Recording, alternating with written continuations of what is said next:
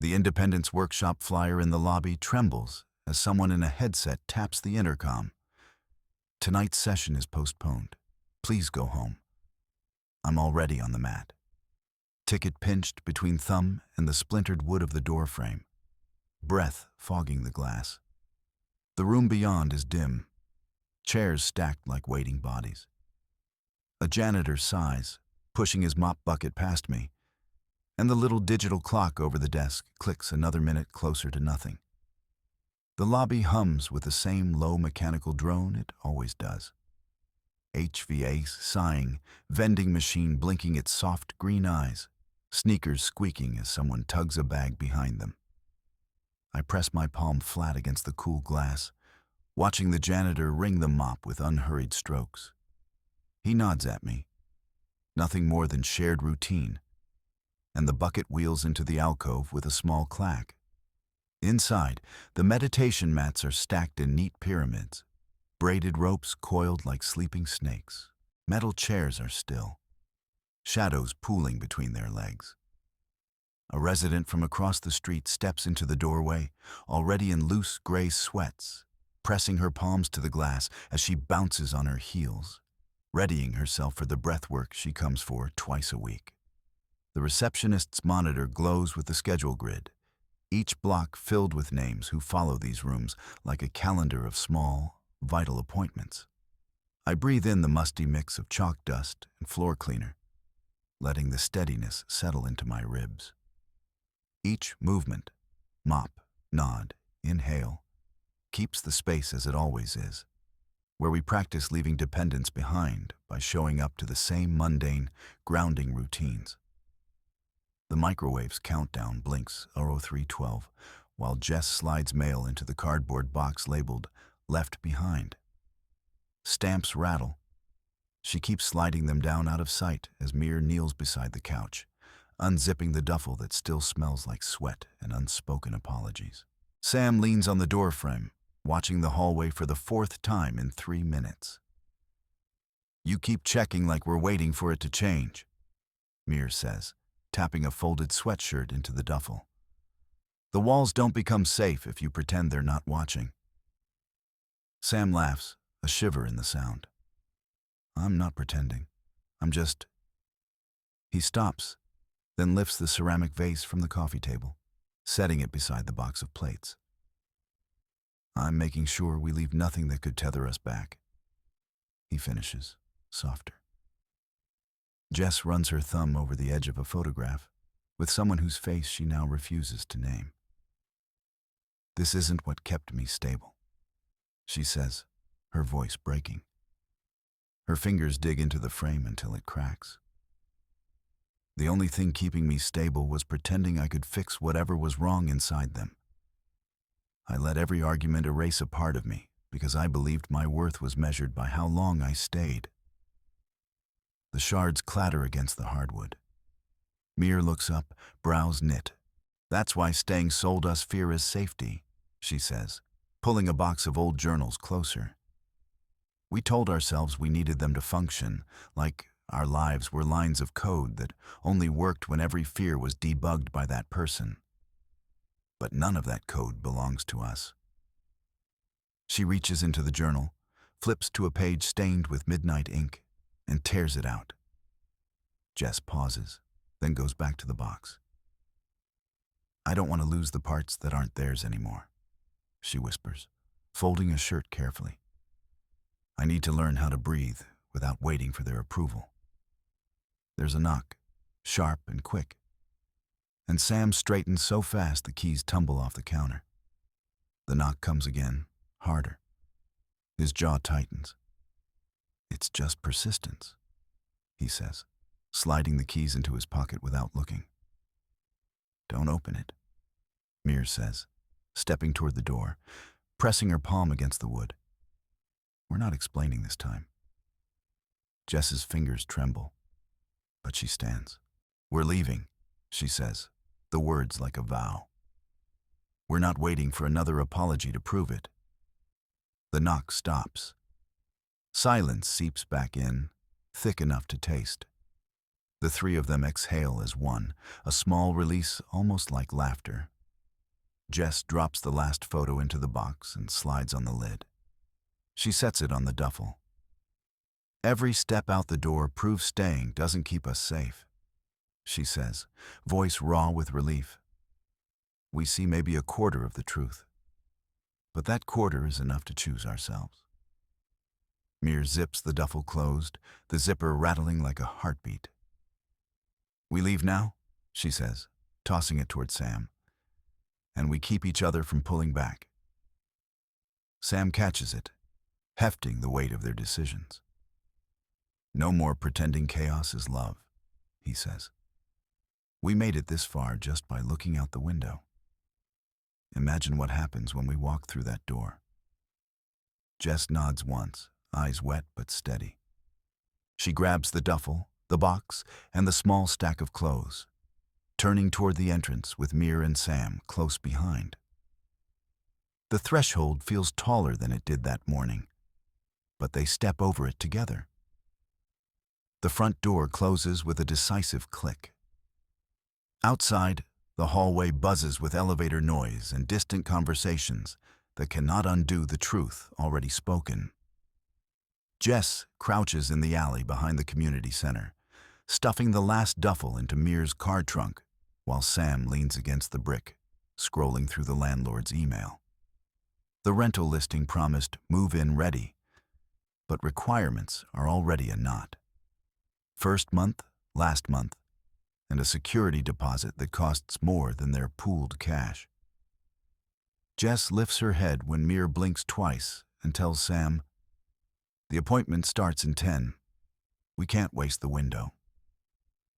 Sam nods, braiding his fingers like he's trying to squeeze a solution out of the air. Inside the center, a woman at the counter slides a form across. "We can't process anything without a photo ID and proof of income for each of you," she says, tapping the clipboard. "Housing vouchers can take weeks. Are you already on any assistance?" Jess pulls out a crumpled pay stub from a temp gig, handing it over. The woman peers at the numbers and frowns. "Not enough to cover the deposit, but we can bridge a portion if you agree to the shared housing list." Mir's voice drops low. "We can do the list, but the deposit—" He taps his phone, opens the banking app, and a hiccup of red appears. Insufficient funds. "We still need 400. Sam reaches into his backpack for the jar of coins they'd been saving for food, pours it onto the counter. It clatters, a reminder that the cushion is gone. Jess bites her lip, watching the woman study their faces. "What about the couch space at Pastor Alston's?" Sam says, remembering the call from last week. He said maybe. The woman's eyebrows rise. "Accounting doesn't count that as a guarantee." Sam swipes the coins back into the jar and straightens. "We'll take the shared housing list. We'll report twice a week." Jess hears the urge to send a message to the only person who ever said yes instantly, the ex. But her hand stays flat on the table. Mir clutches the edge of the counter, and Jess slides her thumb into his palm. "We don't call them," she says low enough that the woman doesn't hear the tremor, but Mir does. And he nods once, the only promise in weeks that still feels solid. Minutes stretch as they sit in a folding chair with a packet of forms. The woman folds her fingers. There's a short-term vacancy at the youth shelter 2 blocks down. It's not private, but you can stash your things there tonight while we process the vouchers. Jess glances at Sam. The shelter rulebook wasn't part of their plan, but she pictures the room stuffed with strangers and feels panic rising. Sam squeezes her shoulder. "It keeps the lights on. We go tonight. We keep moving." The woman slides a key card across and taps the shelter manager's number. Jess takes it, breathing out slow. Mir stands, shoulders a little straighter. "We keep our names off the ex's phone. We keep each other's backs." Jess nods, fingers already texting the shared housing contact. They leave the building with the keycard warm against Jess's palm. Sam hails a bus, while Mir carries 2 duffels, sweat damp on his temple. "We have a place to crash, and we haven't gone back," Mir says. Jess forces a grin. Pushing a thumb against the card, the metal edge gleams. "Next step, that list. We check in today. Stay off that number." The bus driver opens the doors, and Jess steps on, feeling its weight in her pocket. The seats creak, but the movement, another night with a roof and the knowledge that they chased one real thread of safety without crawling back, is reward enough. The community center smells like boiled coffee and disinfectant as Jess, Mir, and Sam scrunch into the circle of folding chairs. Dr. Amara already has the whiteboard split between chain of trust and patterns that grab. The marker hisses as she draws a jagged timeline, edges labeled with words outsiders don't expect. Obedience, self-doubt, pleasing despite pain. Jess sets her backpack beside her, thumb brushing the seam as if searching for a familiar note that isn't there anymore. The more you hand choices over to someone who claims to know what's best, Dr. Amara says, tapping the timeline, the longer your brain rewires itself around that surrender. Codependency isn't romantic. It eats your deadline sense of safety. In 5, 10 years, you're still waiting for a permission slip that never comes. She holds up a laminated card. Long-term effects. But she doesn't say, "You'll feel." She points. You keep shrinking your needs.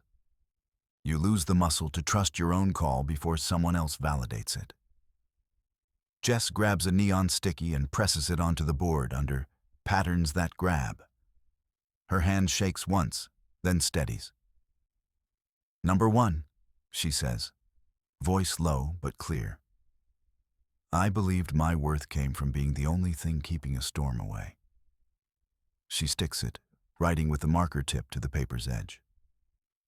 "Number 2, I let excuses for someone else's anger become my to-do list." Mir watches, fingers drumming a silent beat on her knee. Sam leans forward, eyes soft but urgent. "Number 3, Jess says, when I hear someone say they need me to survive, I start planning how to fix them before I check how I'm breathing." The marker squeals as she adds the last line. Her breath comes out slow, like exhaling into a storm that finally pauses. Dr. Amara slides a stack of packets toward them. "Make a self-trust demo," she says. "Same format as your old scripts. But instead of justifying staying, list what trusting yourself looks like in that moment." Jess tears off a sheet and writes, "Cold shower, still text message. That's when I stop, breathe, ask myself, does this line up with the boundary I drew?" She looks at Sam and Mir, sets the paper beside the sticky notes. "And then I stick to it." The center's wall clock chimes, and Sam grabs his phone. A notification from a support worker makes his stomach flip. He slides it toward Mir. "Housing office wants proof we filed the report," he murmurs. They walk to the aid desk together, handing over the twice-weekly update with Dr. Amara's notes attached. Jess adds a line about the urge to respond to a text, just in case, then crosses it out and writes, "Breathe, trust, let it go." The clerk stamps the receipt and slides it back with a thin smile. Next slot for the shared housing list opens Friday, the clerk says, tapping the date. Mir exhales a shaky laugh. Small victory. Jess feels her pulse steady as Friday settles into something she can plan around, not a rescue she needs. She lifts her chin when the clerk asks if they need anything else. "We're good," she says, syllables clipped but firm. Outside, the air hits them like a promise. Sam holds the receipt up like a tiny flag. Mir slides her hand into Jess's sleeve for a second, anchoring, and Jess doesn't pull away. The sticky notes flutter in her mind like little flags themselves. Jess drops her gaze to the pavement, then back to the bright entrance. The warmth on her shoulder, a reward for speaking her truth aloud. "We keep naming what used to keep us stuck," she says softly, "and keep choosing the next step after that." Jess is the first one awake. She strips the blankets, drags the chair to the window, and breathes the chill air in 3 slow pulls before touching the kettle. The board beside the bunk still carries yesterday's handwriting. "Morning stretch, check in with Mir, budget snack pack." She taps the note, pulls a fresh sheet, and writes 2 p.m. housing office reminder beside the grocery list. Her fingers shake when she closes the marker cap, but she lets the lid click instead of squeezing harder. "That's enough," she mutters, then pads to the sink, pours lemon water, and lets it sit while she does 10 shoulder rolls. No skipping because the aid worker said she sounded tired last week. Mir appears with a thermos and a small container of overnight oats. He doesn't say hello, just sets the thermos between them and taps the lid twice. Jess nods, accepting the gesture, then slips the oats into the microwave. "Caseworker called," he says, voice steady. "She wants proof of the shared housing check-in by noon. I can drop it off after the soup kitchen shift." Sam looks up from the notebook where he's been writing the twice-weekly report. "We could hit the downtown office early," he offers. "If we go now, we finish before the soup kitchen rush." His hand hovers over the page, the pen trembling slightly. Jess slides into the bench, takes the pen, and writes "drop report plus note" in her hand. "Let's split," she says. "Mir, you go with the report. Sam, you stay for the shift. I'll finish the shared housing form before noon." Mir nods, already pulling on his jacket. At 9:15, Jess walks into the housing office, breath steady, a small stack of paper heavy in her hand. The clerk waves her forward, and Jess doesn't look away when he asks about missing documentation.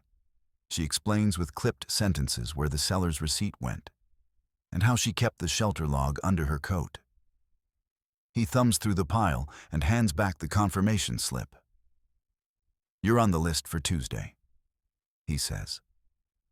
Jess feels her jaw unclench when she tucks the slip into her wallet. That's the payoff. Proof that she's keeping the promises she makes herself. Meanwhile, Mir sets the forms on the caseworker's desk.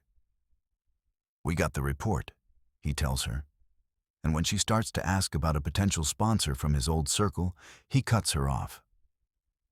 "I'm not adding anyone to the roster today," he says, sliding the forms across the desk. The air tightens when she argues he could use a steady income from that contact. But Mir lifts his gaze and says, "I have the soup kitchen shift at noon. I'm not giving up that slot." Back at the shelter, Sam stirs soup in the community kitchen when a volunteer pulls him aside. "Could you take on the late shift tonight?" she asks, hopeful. His grip on the ladle loosens. "I can't," he says, setting it down. "I need that evening window for my online class and the journaling check-in with Jess." He sees her disappointment flash, but he keeps his shoulders square. "Maybe we can swap tomorrow," he adds. And she nods, relief surging through him as he turns back to the pot. Jess rejoins them before noon, the housing slip clutched in her fist like proof of something she's been quietly building all week. She spreads it on the table with 2 steaming bowls of oatmeal. "We're all still here?" she says. Mir lifts his spoon, and Sam grins in that way that means everything just fit. "Small choice today?" Jess asks, and they all look at one another. Mir with his repelled caseworker request, Sam with his refused extra shift, Jess with her completed form, and nod. "Shared reward," Mir says, and for a moment the chatter quiets. They eat, breathe, stay. It's a small scene, but it moves them forward. Jess balances her binder on the shelter table, flipping to the page with a shared housing checklist. Sam leans over, pointing at the green highlighter mark for the Tuesday intake packet. "We can grab the extra rent breakdown after the meeting," he says. Jess tucks her phone face down when a familiar name flashes briefly on the screen. She had blocked it, but even that ringtone's shadow tugs. Instead, she taps the notebook where she wrote, "Trust the next move," letting the call fade into silence. The door swings open, and Mariella from the aid office steps in, clipboard clutched tight. "The family-size room still has an opening," she announces. "But the previous applicant filed a dispute about the utilities clause. I need the updated income statement and reference letter by noon, or we'll drop down the list." Her gaze lingers on Jess. "You could call someone to help push that through faster." She swallows, then adds, "Even someone you already know." Jess stands, the binder slipping against her hip. "I'm already on the phone with my second job reference," she replies, voice steady. "We'll get the statement in before noon, and Sam sent the contact number for the volunteer coordinator who wrote the letter. I'm not bringing anyone else into this because I don't owe that to anyone." Sam straightens too, shoulder bumping hers. "We'll check the shelter laptop right now," he says. The tension in Mariella's expression eases when Jess hands her the printed calendar of tasks. "If you get the documents today, I can keep you in that slot," she says, flipping to a page scribbled with Jess's notes. Jess slides a sticky note under the clipboard with the confirmed request time, then places her hand briefly on Mariella's sleeve. "We're delivering those. No detours?" The coordinator nods, clipboard easing against her chest. As Mariella leaves, Sam grins. "Made it through another negotiation without blinking," he chuckles. Jess exhales, shoulders dropping for the first time since the door opened. She gathers the reference letter email, prints it on the shelter's borrowed laptop, and hands it to the volunteer on duty with a quick, "Thank you." The volunteer smiles back, eyes bright. Later, the two of them stand in the shelter courtyard with evening light brushing their faces. Jess pulls Sam into a quick grab of hands. "We'll map out the Saturday shift in the carpentry workshop after dinner," she says, already listing steps for the next check-in. Sam nods, the late sun catching the crinkles at his eyes. "We keep choosing the plan that keeps us safe," he adds. Enough hope glows in Jess's chest to drown out the rest.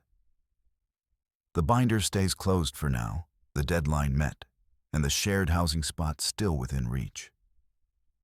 That certainty, tiny and bright, is the real reward this day delivers. The community room smells like coffee and marker ink when Jess, Mir, and Sam wheel in the folding table, binders stacked like a small fortress. Mir slams the legs down, the metal ping echoing, and Sam spreads the list of carpentry volunteers beside Jess's dozen post-its labeled Freedom Steps. Across the room, a mural of hands reaching upward shimmers under fluorescent light. New hands, new directions.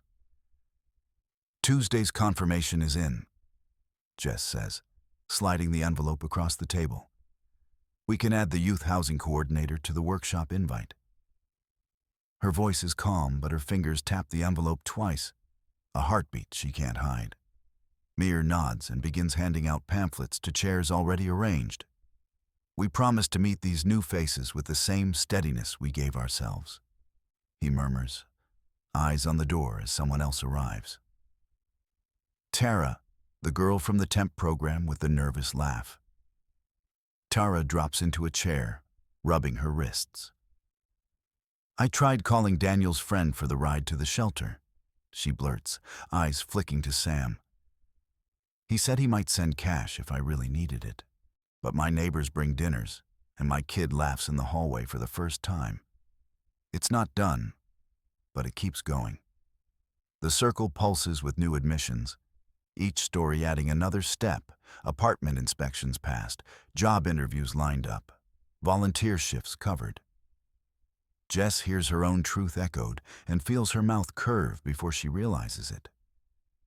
When the meeting ends, Sam stays to stack chairs while Mir hands Jess a wrapped envelope with the shared housing list and her note pinned on top. "It's sturdy," Mir says, "like you said you needed it to be." Jess opens it. The list sprawls across the table, markers showing the slots they've already claimed. "We keep the Tuesday appointment," she says, pulling another post-it from her pad and scribbling, "Freedom is not a finish line." She presses it next to the list, the adhesive holding tight. The room hums with chatter. New faces move toward old ones carrying dishes. Jess, Mir, and Sam leave the center with the weight of the day settled in their shoulders. Not as fear, but as proof. Future freedom is not just planned, but enacted. Step by deliberate step. They step from the shelter into the low afternoon. Papers pressed close to Jess's ribs like a promise. The self-trust note, already stapled to the twice-weekly report, glints beside the volunteer list for the carpentry workshop. The Saturday shift penciled in the margins of their shared calendar. Jess halts at the yard gate, runs a thumb along the rule board nailed to the wall, and hears her own voice naming the patterns she will never follow. Mir drapes a gentle arm across her shoulders. Sam tilts the worn notebook he guards for their evening journaling. A bus rumbles past, carrying other stories. But theirs is the slow climb up the hill where the community garden unfurls. They leave the door that once answered with a knock behind them and do not look back. The ribbon of old mementos, bundled in their pack, flutters once in the draft, then settles as background color in the new light. Together, they descend toward the shared housing list board in the square, where a fresh entry waits for their names and the promise of a roof that listens. Mir lifts the list, hands it to Jess, and she nods, lips forming next. Sam sets the volunteer roster beside it, folds the carpentry plans into the front pocket, and the three step forward, feeling the grounding of the neighborhood beneath their boots and the steady rhythm of hope carrying them beyond any door that might ever again try to close them in.